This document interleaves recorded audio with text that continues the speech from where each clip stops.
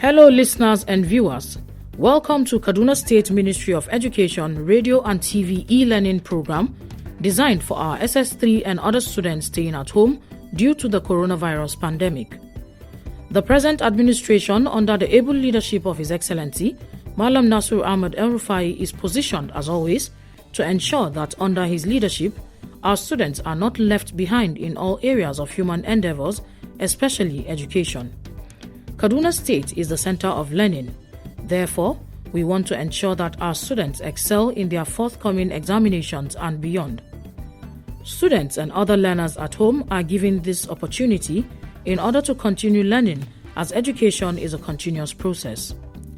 Different subjects will be taught in this program to assist students to perform excellently in the forthcoming Senior School Certificate examination being conducted by NECO and WAEC as soon as schools reopen. Teachers making presentations will always provide their names and phone numbers during each presentation, and they can be contacted for questions, further explanations, and/or clarifications. The following numbers and contacts can also be reached for expression of any concern or observation: 090-865-00545 or 080-383-62072. Our website is www.education.kdsg.gov.ng. Our email education@kdsg.gov.ng or education.kdsg@gmail.com. Our YouTube channel, Ministry of Education, Kaduna State. Our Twitter handle @Kaduna_MOE. Or our Facebook page, Ministry of Education, Kaduna State. Stay safe, stay at home, and learn well. Thank you, happy listening, and happy viewing. Hello students, how are you today? I'm so delighted to meet you today again. I am your CIVIC teacher, Ruth Tanko Godwin. How are you? I hope you are staying safe. My students, our topic of today is electoral malpractice. And you remember it is a continuation of our previous lesson. In our previous lesson, we looked at what is election.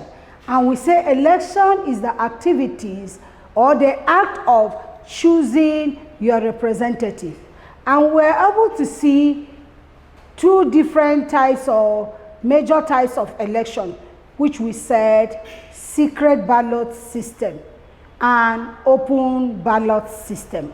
We say secret ballot system is the one that the voters go and vote in a closet without anybody knowing their choice of candidate. While the open ballot system is the type that is openly known, whether you queue behind your candidate or you indicate the candidate of your choice, and which is seen by all. And we're able to see that this open ballot system is sometimes has disadvantages because you can be attacked. And we're able to also see the qualification for election, that the person who is a candidate to be elected must be a citizen of the country, must not have criminal records, must be 18 years and above, and so on and so forth. And we're able to see who voters are. We said a voter is someone who elects a representative. A voter is someone who goes to cast his vote to vote a candidate of his choice. And we're able to also see we discussed the process of election, of which we said there should be registration. Voters will register and obtain voters card. There should be registration of candidates under umbrella of a political party. There should be also enlightenment to voters, both candidates and voters, to know the different electoral parties that are in existence, and to know their manifestos and also their ideologies and policies and what they intend to do. And we also see how we discuss on how before the date of the election, the data will be displayed, the voters will go, check their names, check their data, and make sure they are able to correct any other thing before the day of election. And we saw how ad hoc staff will be recruited to be able to do that. And date of election will be fixed and voters will go to vote.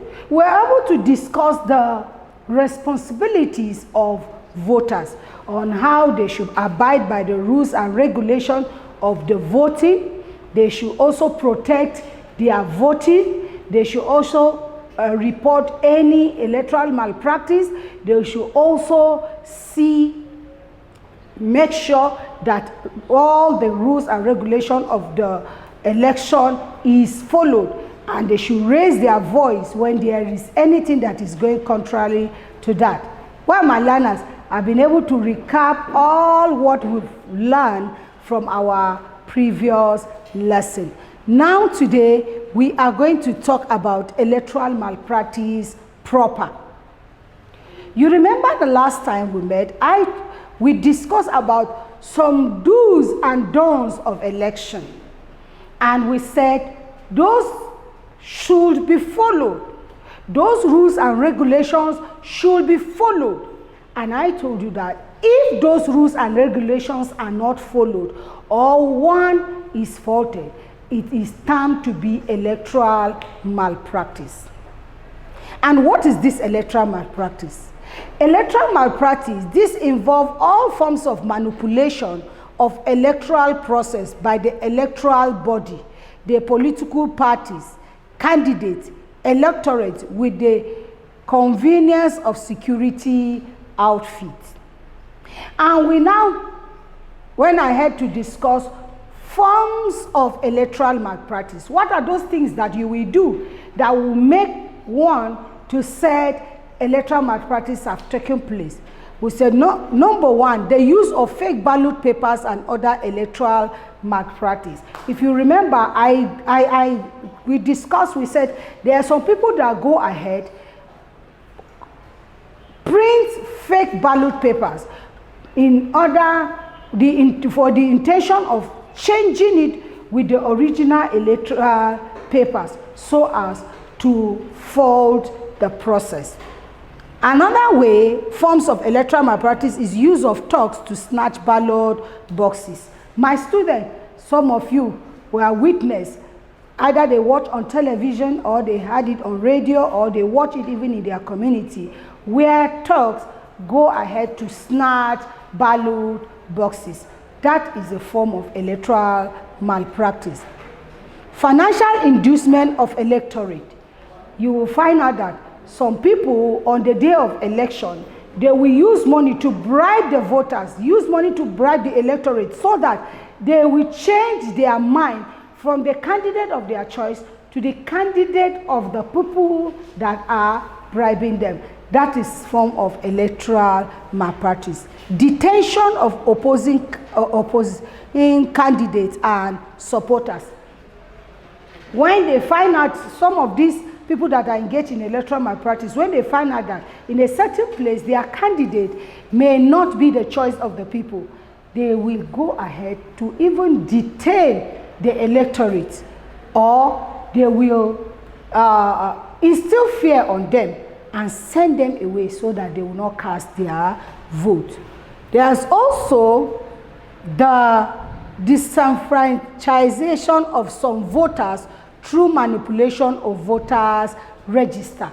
You will see in a case whereby some voters having their voters card going to the polling unit, they will say that their names are not found in the register, and that will disenfranchise them, because that will not disqualify them from voting.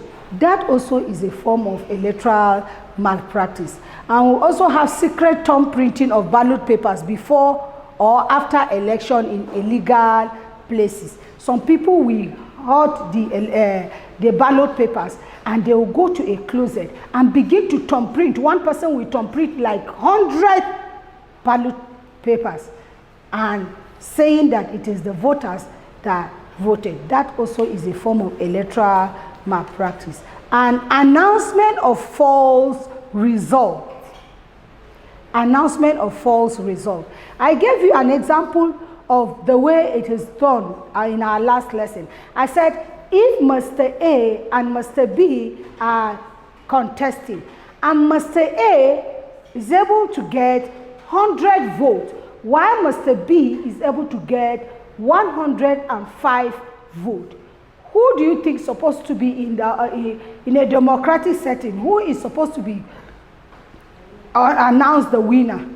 Of course it's Mr. B, but you find out that they will go ahead to announce Mr. A as the winner.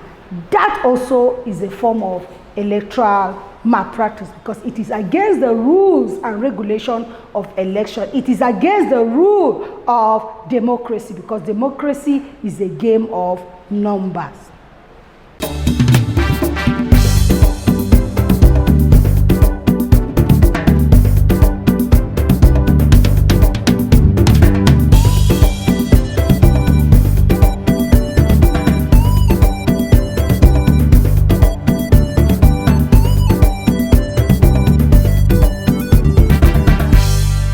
Now, my students, why do you think this electoral malpractice is done? Why do you think people go ahead to engage themselves in electoral malpractice? And this brings us to the causes of electoral malpractice. Now, let's discuss it. Number one, corruption on the part of electoral officers and ad hoc staff. Some of the electoral officers are so corrupt, very greedy, that even when they know the rules and regulations, they will not want to follow it. Instead, they collect money from the party agent, get money from the candidates, and close their eyes and pretend and allow the process to be faulted and allow all sort of activities that we've mentioned when we were picking forms of electoral malpractice. We allow it to be done, and that also bring about the electoral malpractice. Another causes of electoral malpractice is desire to promote ethnic influence in the power equation. Even when they know that the other candidate they prefer do not have the qualification, do not have the zeal, do not have the skill to do the right thing or to protect the interest of his society. But because that candidate comes from their ethnic background, that candidate is one of their tribe or from their religion or from their community, they will allow all sort of electoral malpractice to take place so as their candidate will be said he is the winner. Their candidate will be declared the winner. And that causes electoral malpractice. Not because they do not know that their candidate is not qualified or their candidate did not win the election, but because of ethnic affiliation, they will allow that to happen. Another cause is desire for candidates to enrich themselves instead of service to the people. There are some candidates that want to be in a certain position, not because they want to serve the people. It's because they have their personal interest. They want to get rich quick. And so they use all sorts of means to make sure that they rig election so as to be in that office. And also the agents that they use to rig election, because they are promised handsome reward, they want to amass wealth, and so they will allow electoral malpractice to take place. Even the staff of the Electoral Commission, those of them that are corrupt, because they want to amass wealth for themselves, they will allow electoral malpractice to take place. Desire to perpetuate self in power by ruling class. Some of the ruling class feel as if the seat of power is their birthright. They want to continue to be in power. They will want their children to be in power. Their children to be in power. They want to maintain the status quo. And because of that, they will do all sorts of negative things.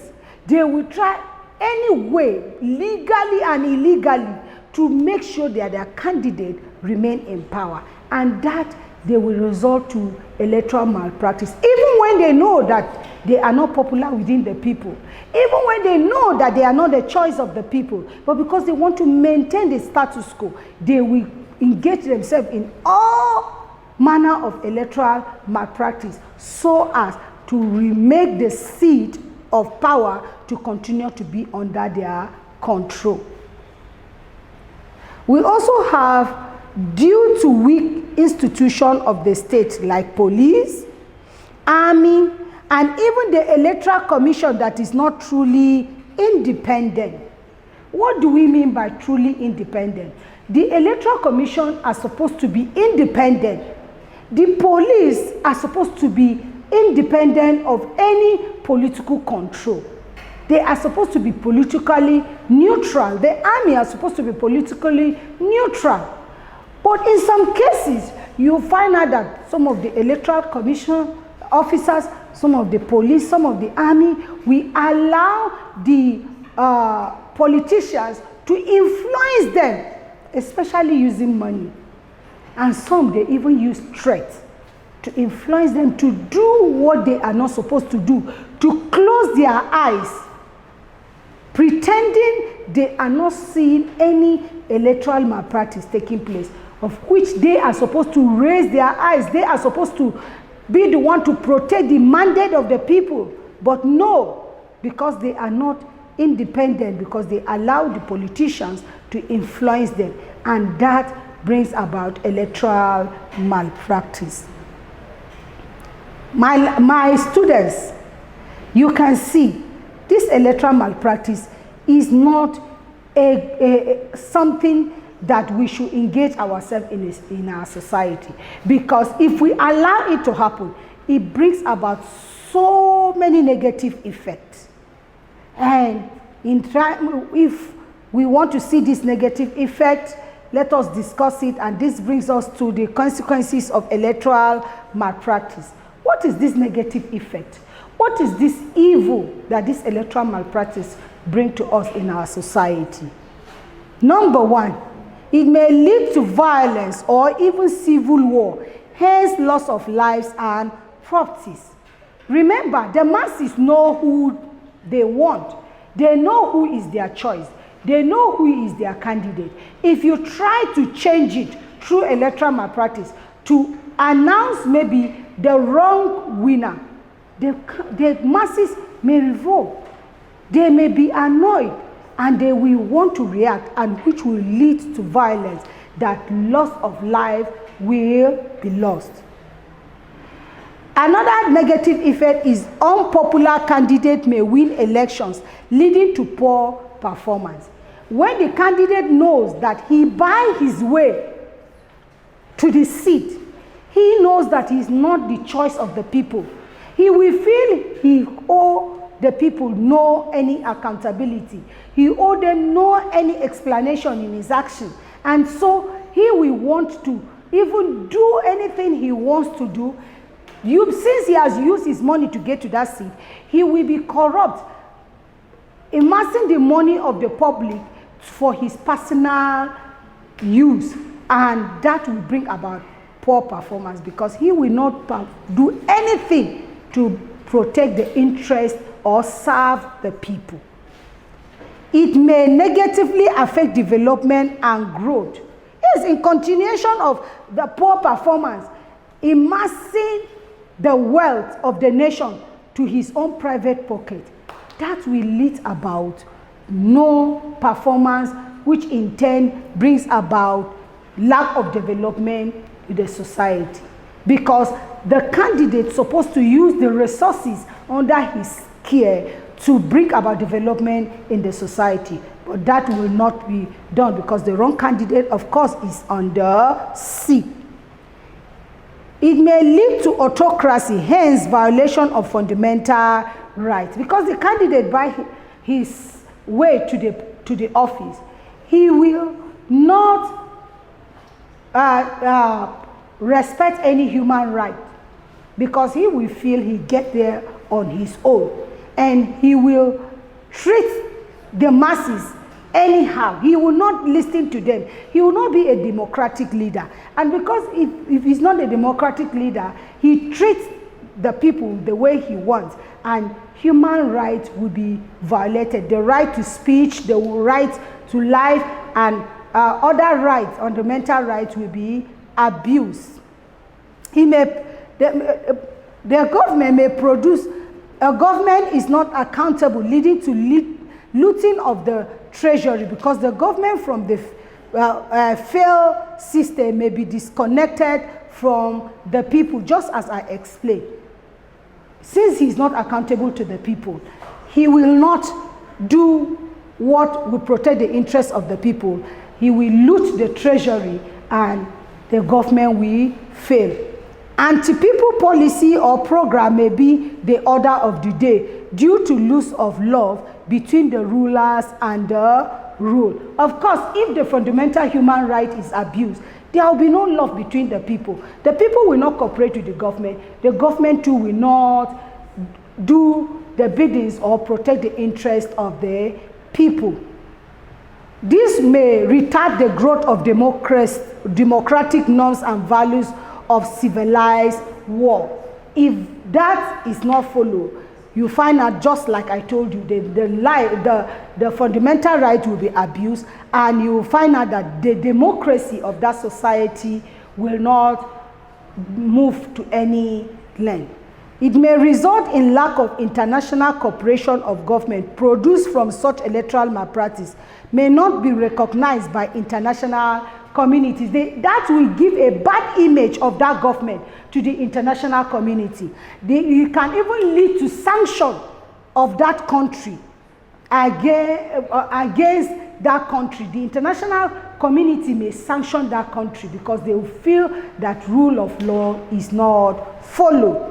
How can we prevent this malpractice? People of integrity should head the Electoral Commission. People that will not bring up, that are not corrupt, should head that Electoral Commission, so that the do's and don'ts of the electoral body will be followed. The next one, the Electoral Commission should be truly independent with financial autonomy. Like I told you, it's because of lack of independence, because the political class influence the Electoral Commission and the security agencies. That is why this electoral malpractice are allowed. But if they are independent, you will find out that they will perform their duty in the right way, in the right manner, in the right place at the right time, and everything will go on well. Influence of money on the electoral process should be curtailed. It should not be allowed that on the day of election, people will be seen sharing money to the masses in order to influence their choice. That should be stopped.